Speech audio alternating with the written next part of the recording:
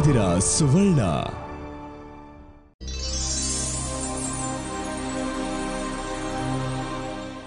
ನಮಸ್ಕಾರ ವೀಕ್ಷಕರೇ, health plus ಕಾರ್ಯಕ್ರಮಕ್ಕೆ ಸ್ವಾಗತ. ನಮ್ಮ ದೇಹದಲ್ಲಿ ಆಗೋ ಸಹಜ ಕ್ರಿಯೆಗಳು ಒಮ್ಮೊಮ್ಮೆ ಅಸಹಜವಾಗಿ ವರ್ತಿಸ್ತವೆ. ಉದಾಹರಣೆಗೆ ತುಂಬಾ ಹೊತ್ತು ಕೂತಾಗ ಪಾದ ಜೋಮ್ ಹಿಡಿಯುತ್ತೆ, ಇಲ್ಲ ಪಾದದಲ್ಲಿ ಉರಿ ಕಾಣಿಸ್ಕೊಳ್ಳುತ್ತೆ. ಇದು ಸಹಜ. ಆದ್ರೆ ಇದೇ ಯಾವಾಗ ಅಸಹಜವಾಗುತ್ತೋ ಆವಾಗ ಇದು ರೋಗವಾಗಿ ಪರಿಣಮಿಸೋ ಸಂಭವ ಇರುತ್ತೆ. ಈ ರೋಗಕ್ಕೆ ಹೆಸರೇ ನ್ಯೂರೋಪತಿ. ಈ ನ್ಯೂರೋಪತಿಗೆ ಕೂಡ ಈಗ ಹೊಸ ಚಿಕಿತ್ಸಾ ವಿಧಾನ ಬಂದಿದೆ. ಅದೇನ್ ಗೊತ್ತಾ? Cold laser therapy. ಈ ನ್ಯೂರೋಪತಿ ಅಂದ್ರೇನು, ಹೇಗಾಗತ್ತೆ, ಕೋಲ್ಡ್ ಲೇಸರ್ ಥೆರಪಿ ಮೂಲಕ ಅದಕ್ಕೆ ಯಾವ ಥರ ಚಿಕಿತ್ಸೆ ಮಾಡ್ಬೋದು, ಇದೆಲ್ಲವನ್ನ ಇಂದಿನ ಸಂಚಿಕೆಯಲ್ಲಿ ತಿಳ್ಕೊಳ್ಳೋಣ. ಕೋಲ್ಡ್ ಲೇಸರ್ ಥೆರಪಿ ಮೂಲಕ ಯಾವ ಥರ ನ್ಯೂರೋಪತಿಗೆ ಚಿಕಿತ್ಸೆ ಮಾಡ್ಬೋದು ಅಂತ ಡಾಕ್ಟರ್ ಶ್ಯಾಮಲಾ ಅವರು ನಮಗೆ ತಿಳಿಸ್ಕೊಡ್ತಾರೆ. ಬನ್ನಿ ಅವ್ರ ಜೊತೆ ಮಾತಾಡ್ತಾ ಇನ್ನಷ್ಟು ವಿಷಯಗಳನ್ನ ತಿಳ್ಕೊಳ್ಳೋಣ. Hello doctor. ಹಲೋ, ನಮ್ಮ ಹೆಲ್ತ್ ಪ್ಲಸ್ ಕಾರ್ಯಕ್ರಮಕ್ಕೆ ಸ್ವಾಗತ. ನಮಸ್ಕಾರ ಡಾಕ್ಟರ್, ನ್ಯೂರೋಪತಿ ಅಂದ್ರೆ ಏನು? ಇದೊಂದು ಕಾಯಿಲೆನಾ? ಡೆಫಿನೆಟ್ಲಿ ಇದು ಒಂದು ಕಾಯಿಲೆ. ನ್ಯೂರೋಪತಿ ಅಂತ ಹೇಳಿದ್ರೆ ನರ್ವ್ ಎಂಡಿಂಗ್ಸ್ ಅಂತ ಇರುತ್ತೆ. ಅಂದರೆ ನರಗಳು ಯಾವಾಗ ಇರುತ್ತೋ ಅದು ಎಲ್ಲಿ ಎಂಡ್ ಆಗುತ್ತಲ್ಲ ಅಲ್ಲಿ ಯೂಶ್ವಲಿ ಡ್ಯಾಮೇಜ್ ಆದಾಗ ಅದನ್ನು ನಾವು ನ್ಯೂರೋಪತಿ ಅಂತ ಕರಿತೀವಿ. ಯೂಶ್ವಲಿ ಏನಂದರೆ ನ್ಯೂರೋಪತಿಯಲ್ಲಿ ನಾನಾ ವಿಧಗಳಿದೆ. ಫಾರ್ ಎಕ್ಸಾಂಪಲ್ ಅಟೋನಾಮಿಕ್ ನ್ಯೂರೋಪತಿ ಇರ್ಬೋದು, ಆದರೆ ಮತ್ತೊಂದು ಏನಂದರೆ ಪೆರಿಫರಲ್ ನ್ಯೂರೋಪತಿ ಅಂತ ಇರ್ಬೋದು. ಸೊ ಪೆರಿಫರಲ್ ನ್ಯೂರೋಪತಿನ ನಾವು ಇವತ್ತು ಡಿಸ್ಕಸ್ ಮಾಡ್ತಾ ಇರೋದು. ಸೊ ಪೆರಿಫರಲ್ ನ್ಯೂರೋಪತಿ ಅಂದರೆ ಯೂಶ್ವಲಿ ಲೈಕ್ ಪಾದಗಳಲ್ಲಿ ಮತ್ತು ಕೈಗಳಲ್ಲಿ ನರ್ವ್ ಎಂಡಿಂಗ್ಸ್ ಏನಿರುತ್ತೆ ಅದಕ್ಕೆ ಡ್ಯಾಮೇಜ್ ಆಗಿರುತ್ತೆ, ಮತ್ತು ಅಲ್ಲಿ ರಕ್ತದ ಸಂಚಲನೆ ಸರಿಯಾಗಿ ಆಗ್ತಾ ಇರೋದಿಲ್ಲ. ಸೊ ಹಾಗಾಗಿ ಪಾದದಲ್ಲಿ ಉರಿ ಮತ್ತು ಜೋಮು ಎಲ್ಲ ಕಾಣಿಸ್ಕೊಳ್ಳುತ್ತೆ. ಸೊ ಇದನ್ನು ನಾವು ಯೂಶ್ವಲಿ ಪೆರಿಫರಲ್ ನ್ಯೂರೋಪತಿ ಅಂತ ಕರೆಯೋದು. ಈಗ ನಾರ್ಮಲ್ ವ್ಯಕ್ತಿ ಕೂಡ ತುಂಬಾ ಹೊತ್ತು ಸುಮ್ಮನೆ ಕೂತಿದ್ರೆ ಪಾದಗಳಲ್ಲಿ ಜೋಮ್ ಹಿಡಿಯುತ್ತೆ, ನರಗಳಲ್ಲಿ ಜೋಮ್ ಹಿಡಿದಾಗ ಆಗುತ್ತೆ. ಹಾಗಾದ್ರೆ ಅದು ರೋಗನೇನಾ? ಇಲ್ಲ, ಡೆಫಿನೆಟ್ಲಿ ಅದು ರೋಗ ಅಲ್ಲ. ಯೂಶ್ವಲಿ ನೀವು ಹೇಳೋ ಪ್ರಕಾರ ಕೆಳಗಡೆ ಕೂತ್ಕೊಂಡು ಸ್ವಲ್ಪ ಅದರಲ್ಲೂ ಥಂಡಿ ನೆಲದ ಮೇಲೆ ನಾವು ಯಾವಾಗ ಕೂತ್ಕೋತೀವಿ ಎದ್ದಾಗ ಏನಂದರೆ ಯೂಶ್ವಲಿ ಜೋಮ್ ಹಿಡಿಯುತ್ತೆ. ಲೈಕ್ ಏನೋ ಒಂಥರ ಲೈಕ್ ಮರಗಟ್ಟದಂಗೆ ಆಗುತ್ತೆ, ಒಂದು ರೀತಿ ಸ್ಲೈಟಾಗಿ ಜೋಮ್ ಹೊಡೆದಂಗೆ ಆಗುತ್ತೆ. ಬಟ್ ಆದರೆ ಇದು ಕ್ರಮೇಣವಾಗಿ ವಿತಿನ್ 5 to 10 minutes, ಮ್ಯಾಕ್ಸಿಮಮ್ ಅಂದರೆ ಒಂದು 15 minutes ಇರ್ಬೋದು ಅಷ್ಟೇ. ಅಲ್ಲ, ಅದನ್ನು ನಾವು ನ್ಯೂರೋಪತಿ ಅಂತ ಹೇಳೋದೇ ಇಲ್ಲ. ಸೊ ಬರೀ ಪಾದದಲ್ಲಿ ಜೋಮ್ ಇದ್ದಾಗ ಅದು ನ್ಯೂರೋಪತಿ ಅನ್ನಿಸ್ಕೊಳ್ಳೋದಿಲ್ಲ. ಅದೇನಂದರೆ ವಿತಿನ್ 10 to 15 minutes ಕಡಿಮೆ ಆಗೋಗುತ್ತೆ. ಆದರೆ ನ್ಯೂರೋಪತಿ ಅಂತ ನಾವು ಯಾವಾಗ ಕರೆಯೋದು ಅಂತ ಹೇಳಿದ್ರೆ it will stay for almost like 2 hours 3 hours. ಮತ್ತು ಕೆಲವ್ರಿಗಂತೂ ಲೈಕ್ ದಿನ ಪೂರ್ತಿ ಪಾದದಲ್ಲಿ ಜೋಮ್ ಇರುತ್ತೆ. ಅವರೇನು ಕೆಳಗಡೆ ಏನೂ ಕೂತ್ಕೊಂಡಿರೋದಿಲ್ಲ, ಸೋಫಾ ಮೇಲೆ ಕೂತಿರ್ತಾರೆ ಅಥವಾ ಓಡಾಡ್ತಾ ಇರುವಾಗಲೂ ಸಹ ಅವ್ರಿಗೆ ಪಾದದಲ್ಲಿ ಜೋಮ್ ಇರುತ್ತೆ. ಅದನ್ನು ನಾವು ನ್ಯೂರೋಪತಿ ಅಂತ ಕರೆಯೋದು. ನೀವು ಕೋಲ್ಡ್ ಲೇಸರ್ ಥೆರಪಿ ಕೊಡ್ತೀನಿ ಅಂತ ಹೇಳಿದ್ರಿ. ಈ ಕೋಲ್ಡ್ ಲೇಸರ್ ಥೆರಪಿ ಅಂದರೆ ಏನು? ಕೋಲ್ಡ್ ಲೇಸರ್ ಥೆರಪಿ ಅಂದಿದ ತಕ್ಷಣ ಎಲ್ಲರೂ ಏನೋ ಅದು ಕೋಲ್ಡ್ ಆಗಿರುತ್ತೆ ಅಂತ ಅನ್ಕೋತಾರೆ. Definitely it is not cold. ಈ ಕೋಲ್ಡ್ ಲೇಸರ್ ಥೆರಪಿ ಅಂತ ಅದಕ್ಕೆ ಹೆಸರು ಕೊಟ್ಟಿರೋದು ಏನಕ್ಕೆ ಅಂತ ಹೇಳಿದ್ರೆ ಯೂಶ್ವಲಿ ಇಷ್ಟು ದಿನ ನಾವು ಲೇಸರ್ ಅಂದಿದ ತಕ್ಷಣ ಅದನ್ನು we use to use it for burning the tissues. ಈಗ ಆಪ್ರೇಷನ್ ಮಾಡುವಾಗ ಲೈಕ್ ತುಂಬ ಬ್ಲೀಡಿಂಗ್ ಆಗ್ತಾಯಿದ್ರೆ ಟಿಶ್ಯೂಸ್ನೆಲ್ಲ ಕಾಟ್ರೈಸ್ ಮಾಡಬೇಕಾಗತ್ತೆ, ಅದಕ್ಕೂ ಸಹ ನಾವು ಲೇಸರ್ನ ಉಪಯೋಗಿಸ್ತಾ ಇದ್ವಿ. ಮತ್ತು ಕೆಲವು ಸರ್ಜರೀಸ್ನಲ್ಲಿ ಲೈಕ್ ಲೇಸರ್ನ ಉಪಯೋಗಿಸ್ಬೇಕಾಗತ್ತೆ. So to differentiate that laser from this laser, ಇದನ್ನು ನಾವು ಕೋಲ್ಡ್ ಲೇಸರ್ ಥೆರಪಿ ಅಂತ ಕರೆಯೋದು. ಇಲ್ಲಿ ಏನಂದರೆ ಲೈಕ್ ಯಾವುದೇ ರೀತಿ ಸೈಡ್ ಇಫೆಕ್ಟ್ಸ್ ಇರೋದಿಲ್ಲ. ಅಂದರೆ ಬರ್ನ್ ಆಗೋದಾಗಲಿ ಅಥವಾ ಅದರಿಂದ ಮಾರ್ಕ್ ಆಗೋದಾಗಲಿ ಯಾವುದೇ ರೀತಿ ಸೈಡ್ ಇಫೆಕ್ಟ್ಸ್ ಇರೋದಿಲ್ಲ. So that is why it is called cold. Doctor, laser therapy ನಾವು ಸಾಮಾನ್ಯವಾಗಿ ಕೇಳಿದ್ದೀವಿ. ಈ ಲೇಸರ್ ಥೆರಪಿಗಿಂತ ಕೋಲ್ಡ್ ಲೇಸರ್ ಥೆರಪಿ ಯಾವ ಥರ ಡಿಫ್ರೆಂಟ್ ಆಗಿದೆ? ಲೇಸರ್ ಥೆರಪಿ ಅಂತ ನಾವು ಹೇಳೋದಿಲ್ಲ. Normal laser is used for ಸರ್ಜರಿನಲ್ಲಿ ಮತ್ತು ಬಂದು ಅದನ್ನು ಕಾಟ್ರೈಸ್ ಮಾಡುವಾಗ ಅಥವಾ ಸ್ಕಿನ್ ಟ್ರೀಟ್ಮೆಂಟ್ಗೆ ಉಪಯೋಗಿಸ್ತಾರೆ. ಆದರೆ ಈ ಲೇಸರ್ ನಾವು ಯಾವುದು ಇವತ್ತು ಮಾತಾಡ್ತಾ ಇದ್ದೀವಿ ಅಂದರೆ ಕೋಲ್ಡ್ ಲೇಸರ್ ಥೆರಪಿನಲ್ಲಿ ಇದರಲ್ಲಿ ಏನಂದರೆ ನಾವು ಲೇಸರ್ ಲೈಟನ್ನು ಥೆರಪಿಟಿಕ್ ವೇವ್ ಲೆಂತಲ್ಲಿ ಉಪಯೋಗಿಸ್ತೀವಿ. ಅಂದರೆ ಬಿಟ್ವೀನ್ 650 to 950 ನ್ಯಾನೋಮೀಟರಲ್ಲಿ ಇರುತ್ತೆ ಅದು ವೇವ್ ಲೆಂತು. ಸೊ ಹಾಗಾಗಿ like it is very useful in pain ಮತ್ತು ನ್ಯೂರೋಪತಿಲಿ. So that is a main difference. ಬೇರೆ laser it will have wave length higher than 950 nanometre. ಆದರೆ ಇಲ್ಲಿ ಏನಂದರೆ 650 to 950 ನ್ಯಾನೋಮೀಟರ್ ಮಾತ್ರ ಇರುತ್ತೆ ವೇವ್ ಲೆಂತು. ಸೊ ಹಾಗಾಗಿ ಇದರಲ್ಲಿ ಯಾವುದೇ ರೀತಿ ಸೈಡ್ ಇಫೆಕ್ಟ್ಸ್ ಇಲ್ಲ. ಇದನ್ನು ನಾವು ಕೋಲ್ಡ್ ಲೇಸರ್ ಥೆರಪಿ ಅಂತ ಕರಿತೀವಿ. ಹಾಗಾದರೆ ಇದನ್ನು ನ್ಯೂರೋಪತಿಗೆ ಮಾತ್ರ ಉಪಯೋಗಿಸ್ತೀರಾ ಅಥವಾ ಬೇರೆ ಕಾಯಿಲೆಗೆ ಬೇರೆ ನೋವುಗಳಿಗೂ ಕೂಡ ಉಪಯೋಗಿಸ್ತೀರಾ? ಇಲ್ಲ, cold laser therapy can be used in almost 108 conditions. Okay, 108 ಕಂಡೀಷನಲ್ಲಿ ಅದನ್ನು ಯೂಸ್ ಮಾಡ್ಬೋದು. ಫಾರ್ ಎಕ್ಸಾಂಪಲ್ ಮಂಡಿ ನೋವು ಇರ್ಬೋದು, ಅಥವಾ ಮೊಣಕಾಲು ನೋವು ಇರ್ಬೋದು, ಅಂದರೆ ಇದು ಪಾದದಲ್ಲಿ ಉರಿ ಇರ್ಬೋದು, ಅಥವಾ ಬೆನ್ನು ನೋವು ಇರ್ಬೋದು, ಮೈಗ್ರೇನ್ ಇರ್ಬೋದು, ಅಥವಾ ಟೆನ್ನಿಸ್ ಎಲ್ಬೋ ಅಂತ ನಾವೇನು ಹೇಳ್ತೀವಿ ಅದಕ್ಕೂ ಉಪಯೋಗಿಸ್ಬೋದು. ಇನ್ನು ಕಾರ್ಪಲ್ ಟನಲ್ ಸಿಂಡ್ರೋಮ್ ಅಂತ ಹೇಳ್ತೀವಿ, ಕೈಯಲ್ಲಿ ಬರುತ್ತೆ ಅದು ಕಾರ್ಪಲ್ ಟನಲ್ ಸಿಂಡ್ರೋಮ್, ಅದು ಬಂದರೂ ನಾವು ಕೊಡ್ಬೋದು. ಮತ್ತು ಬೆಲ್ಸ್ ಪ್ಯಾಲ್ಸಿ ಅಂತ ಮುಖದಲ್ಲಿ ಕಾಣಿಸ್ಕೊಳ್ಳುತ್ತೆ, ಅದಕ್ಕೂ ಸಹ ನಾವು ಇದರಿಂದ ಟ್ರೀಟ್ಮೆಂಟನ್ನು ಕೊಡ್ಬೋದು. ಸೊ ಲಿಸ್ಟ್ ಅಂತೂ ಹೋಗ್ತಾನೆ ಇರುತ್ತೆ. ಲೈಕ್ ಕೋಲ್ಡ್ ಲೇಸರ್ ಥೆರಪಿನ ಬೇರೆ ಬೇರೆ ಬೇರೆ ಬೇರೆ ಕಂಡೀಷನ್ಸ್ ಎಲ್ಲನೂ ಉಪಯೋಗಿಸ್ಬೋದು. ತುಂಬಾ ಹೊಸ ಚಿಕಿತ್ಸೆ ಹೌದು, ಇದು ಬೇಸಿಕಲಿ ಏನಂದರೆ ಅಮೆರಿಕನ್ ಟೆಕ್ನಾಲಜಿ. ಈಗ ರೀಸೆಂಟಾಗಿ it has come to India, so ಹಾಗಾಗಿ it is not very familiar. ಹೌದು, ಈಗ ಮತ್ತೆ ನ್ಯೂರೋಪತಿಗೆ ಬರೋದಿದ್ರೆ ಈ ಜೋಮ್ ಹಿಡಿಯೋದು ಅಂತೆಲ್ಲ ಹೇಳಿದ್ರಿ ನೀವು, ಸಾಧಾರಣ ಯಾವ ವಯಸ್ಸಿನವ್ರಿಗೆ ಅದು ಬರುತ್ತೆ? C neuropathy is scene usually in middle age. Okay, ಇದು ಚಿಕ್ಕ ಮಕ್ಕಳಲ್ಲಿ ಅಷ್ಟೊಂದು ಕಾಣಿಸ್ಕೊಳ್ಳೋದಿಲ್ಲ. ಹಾಗೆ ಅಂದ್ಬಿಟ್ಟು ಕಾಣಿಸ್ಕೊಳ್ಳೋದೇ ಇಲ್ಲ ಅಂತಲ್ಲ, ಕಾಣಿಸ್ಕೊಂಡ್ರೂ ಅದು ಯೂಶಲಿ ನ್ಯೂಟ್ರಿಷನ್ ಡಿಫಿಷಿಯನ್ಸಿಯಿಂದ ಕಾಣಿಸ್ಕೊಳ್ಳುತ್ತೆ. ಅಂದರೆ ಪೌಷ್ಟಿಕಾಂಶದ ಕೊರತೆ ಯಾವಾಗ ಆಗುತ್ತೆ ಆಗ ಅದರಲ್ಲಿ ಕಾಣಿಸ್ಕೊಳ್ಳುತ್ತೆ. ಅದು ಬಿಟ್ಟರೆ ಕಾಮನ್ ಆಗಿ ಕಾಣಿಸ್ಕೊಳ್ಳೋದು ಮಿಡ್ಲ್ ಏಜ್ ಪೀಪಲಲ್ಲಿ ಮತ್ತು ಎಲ್ಡರ್ಲಿ ಪೀಪಲಲ್ಲಿ, ವಯಸ್ಸಾಗಿರೋರಲ್ಲಿ ಮತ್ತು ಮಧ್ಯ ವಯಸ್ಕರಲ್ಲಿ ಈ ಒಂದು ತೊಂದರೆ ಕಾಣಿಸ್ಕೊಳ್ಳುತ್ತೆ ಅಲ್ವಾ? ಸಾಧಾರಣವಾಗಿ ನಮ್ಗೆ ಆಗುತ್ತೆ, ಈಗ ನಾವು ಎಕ್ಸಸೈಸ್ ತುಂಬ ಕಡಿಮೆ ಮಾಡ್ತೀವಿ, ಅಷ್ಟು ಓಡಾಡಲ್ಲ, ಸುಮ್ಮನೆ ಸ್ವಲ್ಪ ಹೊತ್ತು ಕೂತಿದ್ರೆ ಟಿವಿ ನೋಡ್ತಾ ಕೂತಿದ್ರು ಜುಮ್ ಹಿಡಿಯುತ್ತೆ. ಆದರೆ ಅದೊಂದು ರೋಗ ಅಂತ ನಾವು ಐಡೆಂಟಿಫೈ ಮಾಡೋದು ಹೇಗೆ? ನಾವು ಡಾಕ್ಟರ್ನ ಕನ್ಸಲ್ಟ್ ಮಾಡಬೇಕು. ಹೌದು, it's a very important question. Because ordinary ಜೋಮ್ ಅಂದರೆ it will disappear within 5 to 10 minutes. 5-10 ನಿಮಿಷ ಇರುತ್ತೆ ಅಷ್ಟೇ, ಅದಾದಮೇಲೆ ಇರೋದಿಲ್ಲ. ಆದರೆ ಯಾವಾಗ ಈ ಒಂದು ಜೋಮು ಅಥವಾ ಉರಿ it will stay for more than 3 hours 4 hours, ಮತ್ತು ದಿನೇ ದಿನೇ ಅದು ಹೆಚ್ಚಾಗ್ತಾ ಇರುತ್ತೆ, ಕಾರಣನೇ ಇರೋದಿಲ್ಲ. ಮಾಮೂಲಿ ಜೋಮ್ ಅಂದರೆ ನಾವು ಕೆಳಗಡೆ ಕೂತು ಎದ್ದಾಗ ಮಾತ್ರ ಇರುತ್ತೆ, ಆದರೆ ಈ ಒಂದು ಜೋಮು ನಡೆಯುವಾಗಲೂ ಇರುತ್ತೆ, ಕೂತ್ಕೊಂಡಿರುವಾಗಲೂ ಇರುತ್ತೆ. ಸೊ ಹಾಗೆ it will stay throughout the day. ಕೆಲವ್ರಿಗಂತೂ ಈವನ್ ನೈಟ್ ಟೈಮ್ಸ್ ತುಂಬ ಸಿವಿಯರ್ ಆಗಿರುತ್ತೆ. ಸೊ ಆವಾಗ ಅದು ನ್ಯೂರೋಪತಿ ಅಂತ ಕನ್ಸಿಡರ್ ಮಾಡ್ತೀವಿ. ಕೇವಲ ಒಂದು 5 ನಿಮಿಷ 10 ನಿಮಿಷ ಇರೋದನ್ನು we don't consider it as neuropathy. Okay, ಅದಕ್ಕೆ ರೈಟ್ ಟೈಮಲ್ಲಿ ನಾವು ಸರಿಯಾದ ಟ್ರೀಟ್ಮೆಂಟ್ ತಗೊಂಡಿಲ್ಲ ಅಂದರೆ ಅದು ಬೇರೆ ತೊಂದರೆಗಳಿಗೆ ಕಾರಣ ಆಗಬಹುದಾ? ಡೆಫಿನೆಟ್ಲಿ, ಬಿಕಾಸ್ ನ್ಯೂರೋಪತಿ ಅಂತ ಹೇಳಿದ್ರೆ ನರ್ವ್ ಎಂಡಿಂಗ್ಸ್ಗೆ ಡ್ಯಾಮೇಜ್ ಆಗಿರುತ್ತೆ, ಮತ್ತು ಅಲ್ಲಿ ರಕ್ತ ಚಲನೆ ಸರಿಯಾಗಿ ಆಗ್ತಾ ಇರೋದಿಲ್ಲ. ಸೊ ಹಾಗಾಗಿ ಈ ಒಂದು ಪಾದದಲ್ಲಿ ಉರಿ ಅಥವಾ ಜೋಮು ಕಾಣಿಸ್ಕೊಳ್ಳುತ್ತೆ. ಇದನ್ನು ನಾವು ಅದಕ್ಕೆ ಸರಿಯಾದ ಟ್ರೀಟ್ಮೆಂಟ್ ತಗೊಳ್ಳಿಲ್ಲ ಅಂತ ಹೇಳಿದ್ರೆ ಕ್ರಮೇಣವಾಗಿ ಏನಾಗುತ್ತೆ, it will go on increasing. ಅಂದರೆ ಆ ಒಂದು ಪೆಥಾಲಜಿ ಏನಿದೆ ಅದು ಡೆವಲಪ್ ಆಗ್ತಾ ಹೋಗುತ್ತೆ. ಓಕೆ, ಫಾರ್ ಎಕ್ಸಾಂಪಲ್ ಪಾದದಲ್ಲಿ ಸ್ಪರ್ಶ ಕಡಿಮೆ ಆಗ್ಬೋದು. ಪಾದದಲ್ಲಿ ಸ್ಪರ್ಶ ಯಾವಾಗ ಕಡಿಮೆ ಆಗುತ್ತೋ ಆಗ ರಿಪೀಟೆಡ್ ಇಂಜುರೀಸ್ ಜಾಸ್ತಿ ಆಗುತ್ತೆ. ಅಂದರೆ ಫಾರ್ ಎಕ್ಸಾಂಪಲ್ ಪಾದದಲ್ಲಿ ಸ್ಪರ್ಶ ಇಸ್ ವೆರಿ ಇಂಪಾರ್ಟೆಂಟ್. ಸೆನ್ಸೇಷನ್ ಅನ್ನೋದು ಮನುಷ್ಯನಿಗೆ ತುಂಬಾ ಇಂಪಾರ್ಟೆಂಟ್. ಸೊ ಅದೇನೇ ಇಟ್ ಇಸ್ ಅ ಪ್ರೊಟೆಕ್ಟಿವ್ ಅಂತ ಹೇಳ್ಬೋದು, ಪ್ರೊಟೆಕ್ಟಿವ್ ಏಜೆಂಟ್ ಅಂತ ಹೇಳ್ಬೋದು ಆ ಸೆನ್ಸೇಷನ್ ಅನ್ನೋದು. ಯಾವಾಗ ನಮ್ಮಲ್ಲಿ ಸ್ಪರ್ಶ ಕಡಿಮೆ ಆಗುತ್ತೋ ಆಗ ಏನಾಗುತ್ತೆ, ಅವ್ರು ಬಿಸಿಯಲ್ಲಿ ಕಾಲಿಟ್ಟರು ಅವ್ರಿಗೆ ಗೊತ್ತಾಗೋದೇ ಇಲ್ಲ. ಎಷ್ಟೋ ಸಲ ಪೇಷಂಟ್ಸ್ ಹೇಳ್ತಾರೆ, ನಾನು ಬಿಸಿಯಲ್ಲಿ ಕಾಲಿಟ್ಮೇಲೆ ನನಗೆ ಗೊತ್ತೇ ಆಗಲಿಲ್ಲ, ಆಮೇಲೆ ಬೊಬ್ಬೆ ಬಂದಮೇಲೆ ಗೊತ್ತಾಯಿತು ನಾನು ಬಿಸಿಯಲ್ಲಿ ಕಾಲಿಟ್ಟಿದ್ದೀನಿ ಅಂದ್ಬಿಟ್ಟು. ಸೊ ಎಷ್ಟೋ ಜನಕ್ಕೆ ಇನ್ನೂ ಕೆಲವ್ರಿಗೆ ಏನಾಗುತ್ತೆ, ನಡ್ಕೊಂಡು ಹೋಗ್ತಾ ಇರ್ತಾರೆ ಆದರೂ ಸಹ ಚಪ್ಪಲಿ ಬಿದ್ದೋಗೋದು ಅವ್ರಿಗೆ ಗೊತ್ತಾಗೋದಿಲ್ಲ. ದ ರೀಸನ್ ಈಸ್ ಪಾದದಲ್ಲಿ ಸ್ಪರ್ಶ ಹೊಟ್ಟೋಗಿರುತ್ತೆ. ಇನ್ನೂ ಕೆಲವ್ರಿಗೆ ಏನಾಗುತ್ತೆ, ಎಲೆಕ್ಟ್ರಿಕ್ ಶಾಕ್ ಥರ ಹೊಡೆಯೋದಕ್ಕೆ ಶುರು ಆಗುತ್ತೆ. ಈ ಒಂದು ಜೋಮನ್ನ ಅವರು ಸರಿಯಾಗಿ ಟ್ರೀಟ್ ಮಾಡಲಿಲ್ಲ ಅಂದರೆ ಕ್ರಮೇಣವಾಗಿ ಅದು ಒಂದು ರೀತಿ ಎಲೆಕ್ಟ್ರಿಕ್ ಶಾಕ್ ಥರ ಹೊಡೆಯೋದಕ್ಕೆ ಶುರು ಮಾಡುತ್ತೆ.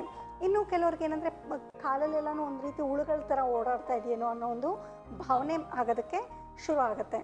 ಆವಾಗಲೂ ಟ್ರೀಟ್ಮೆಂಟ್ ತಗೊಳ್ಳಿಲ್ಲ ಅಂತ ಹೇಳಿದ್ರೆ ಮುಂದೆ ಅದು ಅಲ್ಸರ್ ಫಾರ್ಮೇಷನ್ ಆಗುತ್ತೆ. ನಾನ್ ಹೀಲಿಂಗ್ ಅಲ್ಸರ್ ಅಂತ ನಾವೇನು ಹೇಳ್ತೀವಿ. ಅಂದರೆ ಈ ಅಲ್ಸರ್ ಯೂಶಲಿ ಏನಂದರೆ ನಮಗೇನಾದರೂ ಒಂದು ಗಾಯ ಆಗುತ್ತೆ, ಅವಾಗ ಒಂದು ಸ್ಮಾಲ್ ಅಲ್ಸರ್ ಥರ ಆದರೂ ಸಹ ಅದು ವಿತಿನ್ 10 to 15 ಡೇಸಲ್ಲಿ ಸ್ಕಾರ್ ಫಾರ್ಮೇಷನ್ ಆಗಿ ಸ್ಕ್ಯಾಬ್ ಎಲ್ಲ ಬಂದುಬಿಡುತ್ತೆ. ಆದರೆ ಈ ಒಂದು ನ್ಯೂರೋಪತಿ ಇರೋರಲ್ಲಿ ಏನಂದರೆ ಅಲ್ಸರ್ ಆದರೆ ಅದು it takes almost months together, almost 4 months 5 months, ಕೆಲವು ಸಲ ಅಂತೂ 1 ವರ್ಷ 2 ವರ್ಷ ಈ ಥರ ಜಾಸ್ತಿ ಆಗ್ತಾ ಹೋಗುತ್ತೆ. ಓಕೆ, ಅದು ಹೀಲೇ ಆಗೋದಿಲ್ಲ. ಇನ್ನೂ ಕೆಲವು ಸಲ ಏನಾಗುತ್ತೆ ಅಂದರೆ ಆ ಅಲ್ಸರು ಹೀಲ್ ಆಗದೆ ಏನಾಗುತ್ತೆ, ಅದರಲ್ಲೆಲ್ಲನೂ ಹುಳುಗಳೆಲ್ಲ ಬರೋದಕ್ಕೆ ಸಹ ಸ್ಟಾರ್ಟ್ ಆಗುತ್ತೆ, ಮೆಗಾಟ್ಸ್ ಅಂತ ಹೇಳ್ತೀವಿ, ಅದೆಲ್ಲನೂ ಕಾಣಿಸ್ಕೊಳ್ಳೋಕೆ ಶುರು ಆಗುತ್ತೆ.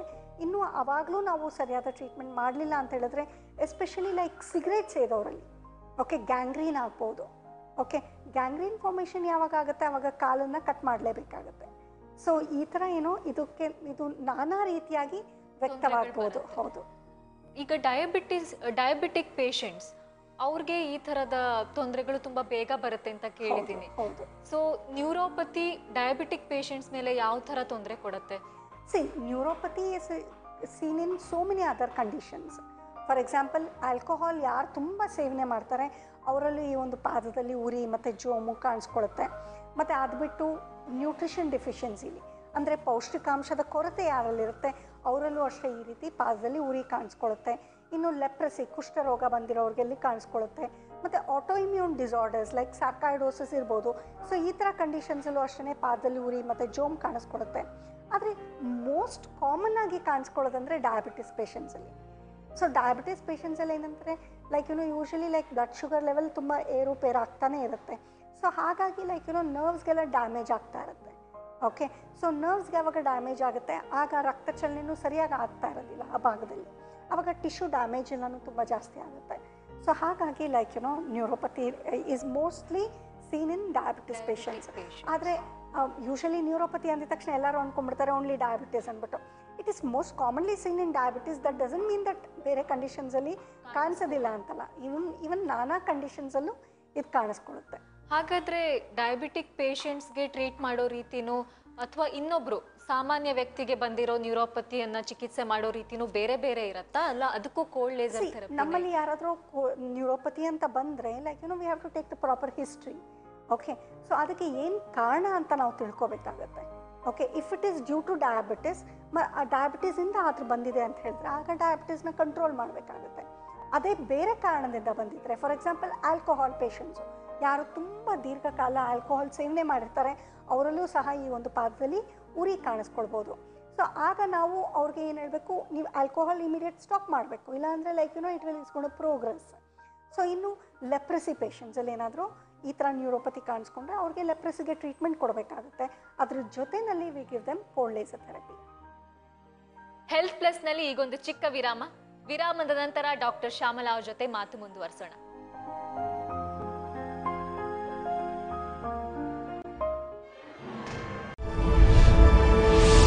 ನೀವು ನೋಡ್ತಾ ಇದ್ದೀರಾ ಸುವರ್ಣ.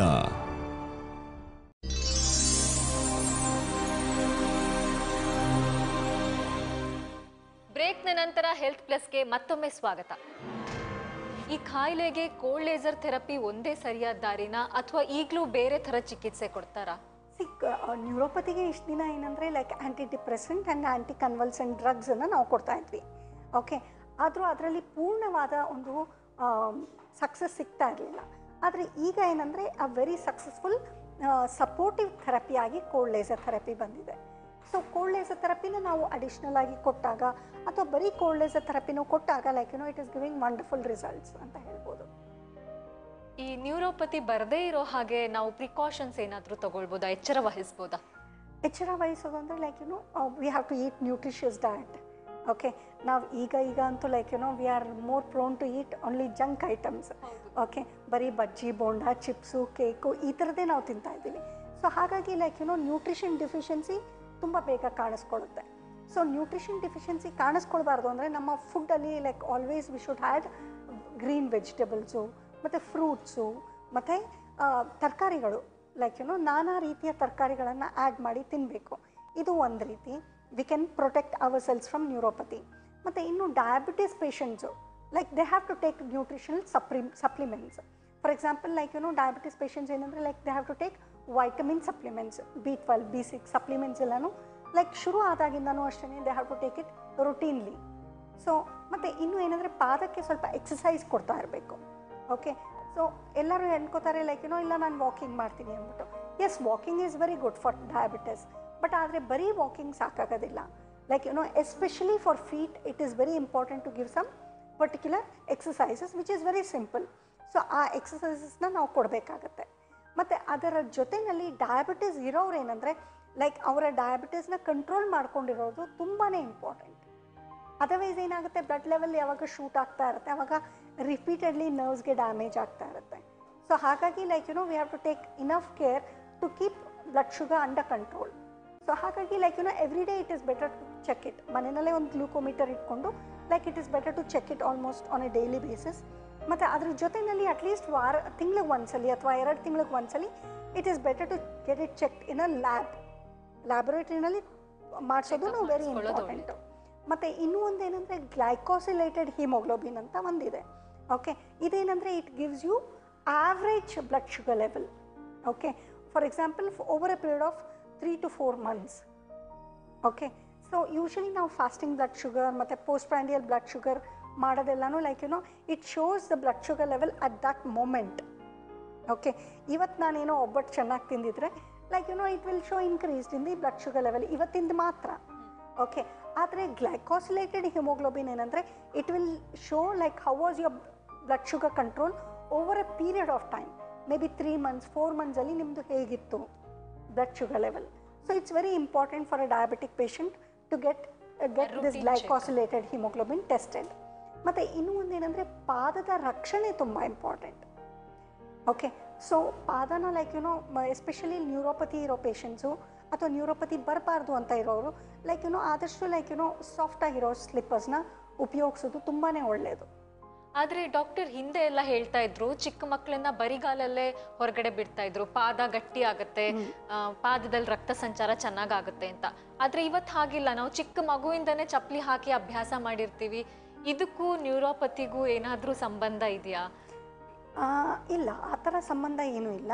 ಬಟ್ ಆದರೆ ನಾವೇನಂದರೆ ವಿ ಯೂಸ್ ಏನಂದರೆ ಹೀಲ್ಸ್ ಹಾಕ್ಕೊಂಡು ಓಡಾಡೋದು ಮತ್ತು ಬಂದ್ಬಿಟ್ಟು ತುಂಬ ಹಾರ್ಡಿರೋ ಚಪ್ಪಲ್ಸ್ನ ಯೂಸ್ ಮಾಡಬಾರ್ದು. Actually like we have to use soft slippers. Soft slipper is always useful. Doctor, ಈ ಕೋಲ್ಡ್ ಲೇಸರ್ ಥೆರಪಿ ತುಂಬ ಹೊಸ ಥರ ಚಿಕಿತ್ಸೆ ಅಂತ ಹೇಳಿದ್ರಿ. ಇದರಿಂದ ಯಾವ ಥರದ್ದಾದರೂ ಸೈಡ್ ಇಫೆಕ್ಟ್ಸ್ ಆಗೋ ಚಾನ್ಸ್ ಇದೆಯಾ?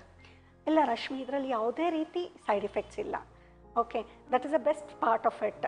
ಯೂಶಲಿ ಏನಂದರೆ ಯಾವುದೇ ಟ್ಯಾಬ್ಲೆಟ್ಸ್ ತೊಗೊಂಡ್ರು ಲೈಕ್ ಒಂದಲ್ಲ ಒಂದು ಸೈಡ್ ಇಫೆಕ್ಟ್ ಇದ್ದೇ ಇರುತ್ತೆ. ಆದರೆ ಈ ಟ್ರೀಟ್ಮೆಂಟಲ್ಲಿ ಯಾವುದೇ ರೀತಿ ಸೈಡ್ ಇಫೆಕ್ಟ್ಸ್ ಇಲ್ಲ. Only contraindication is cancer. ಕ್ಯಾನ್ಸರಲ್ಲಿ ಯಾಕೆ ಇದು ಕಾಂಟ್ರಾಇಂಡಿಕೇಶನ್ ಅಂತ ಹೇಳಿದ್ರೆ, ಫಾರ್ ಎಕ್ಸಾಂಪಲ್ ನನಗೆ ಕೈಯಲ್ಲಿ say got a tumour, cancer growth ಇದೆ ಅಂತಂದರೆ ಅಲ್ಲಿ ನಾವು ಯಾವಾಗ ಲೇಸರ್ ಲೈಟನ್ನು ಕೊಡ್ತೀವಿ ಆಗ ಏನಂದರೆ ರಕ್ತ ಚಲನೆ ಚೆನ್ನಾಗಾಗುತ್ತೆ. ಸೊ ರಕ್ತ ಚಲನೆ ಯಾವಾಗ ಚೆನ್ನಾಗಾಗುತ್ತೆ ಆ ಟ್ಯೂಮರ್ ಗ್ರೋತ್ ಇನ್ನೂ ಚೆನ್ನಾಗಿ ಬೆಳೆಯುತ್ತೆ. ಲೈಕ್ ಅದಕ್ಕೆ ಫುಡ್ ಕೊಟ್ಟ ಹಾಗೆ. ಸೊ ಇನ್ನೂ ಟ್ಯೂಮರ್ ಜಾಸ್ತಿ ಆಗ್ತಾ ಹೋಗುತ್ತೆ. ಸೊ ಹಾಗಾಗಿ like in cancer patients we don't give. Other than that ಯಾರಿಗೆ ಬೇಕಾದ್ರೂ ಈ ಒಂದು ಟ್ರೀಟ್ಮೆಂಟ್ನ ಕೊಡ್ಬೋದು. ಮತ್ತು ಇನ್ನೂ ಒಂದೇ ಒಂದು ಕಾಂಟ್ರಾಇಂಡಿಕೇಶನ್ ಏನಂದರೆ ಪ್ರೆಗ್ನೆಂಟ್ ಲೇಡೀಸ್. ಪ್ರೆಗ್ನೆನ್ಸಿ ಇರುವಾಗ ನಾವು ಲೇಸರ್ ಲೈಟನ್ನು ಕೊಡೋದಿಲ್ಲ. ಹಾಗಾದರೆ ಕ್ಯಾನ್ಸರ್ ಪೇಷಂಟ್ಸ್ಗೆ ಇಲ್ಲ ಗರ್ಭಿಣಿ ಸ್ತ್ರೀಯರಿಗೆ ಈ ಥರ ನ್ಯೂರೋಪತಿ ಕಾಣಿಸ್ಕೋತು ಅಂದರೆ ಅವ್ರಿಗೆ ಯಾವ ಥರ ಟ್ರೀಟ್ಮೆಂಟ್ ಕೊಡ್ತೀರಾ? ಯೂಶಲಿ ಗರ್ಭಿಣಿ ಸ್ತ್ರೀಯರಿಗೆ ಲೈಕ್ ನ್ಯೂಟ್ರಿಷನ್ ಸಪ್ಲಿಮೆಂಟ್ಸ್ನ ಕೊಡಬೇಕಾಗತ್ತೆ. ಮತ್ತು ಅವ್ರಿಗೆ probably to increase the blood circulation we can give other modes like TENS ಇರ್ಬೋದು ಅಥವಾ ಬೇರೆ ಏನಾದರೂ ಅವ್ರಿಗೆ ಟ್ರೀಟ್ಮೆಂಟ್ ಕೊಡಬೇಕಾಗುತ್ತೆ. ಆದರೆ ಲೇಸರ್ ಲೈಟನ್ನು ಮಾತ್ರ ಕೊಡಬಾರ್ದು. ಅಥವಾ ಅವ್ರಿಗೆ ಆ್ಯಂಟಿ ಡಿಪ್ರೆಸೆಂಟು ಮತ್ತು ಆ್ಯಂಟಿ ಕನ್ವಲ್ಸೆಂಟು ಅವ್ರ ಕಂಡೀಷನನ್ನು ನೋಡಿಕೊಂಡು ಕೊಡಬೇಕಾಗತ್ತೆ. Because some of the drugs are contraindicated in pregnancy. So ಹಾಗಾಗಿ ಅವ್ರಿಗೆ ಅದನ್ನು ಕೊಡಬೇಕಾಗುತ್ತೆ. ಮತ್ತು ಕ್ಯಾನ್ಸರ್ ಇರೋರಿಗೂ ಅಷ್ಟೇ ಅದೇ ಥರ ನಾವು ಟ್ರೀಟ್ ಮಾಡ್ತೀವಿ. V don't give laser light for them. Cold laser therapy ಬಗ್ಗೆ ಇನ್ನಷ್ಟು ತಿಳ್ಕೊಳ್ಳೋಣ ಇದೊಂದು ಚಿಕ್ಕ ವಿರಾಮದ ನಂತರ.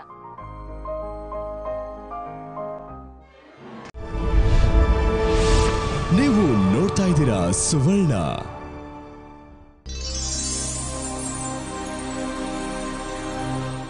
ವಿರಾಮದ ನಂತರ ಹೆಲ್ತ್ ಪ್ಲಸ್ಗೆ ಮತ್ತೊಮ್ಮೆ ಸ್ವಾಗತ.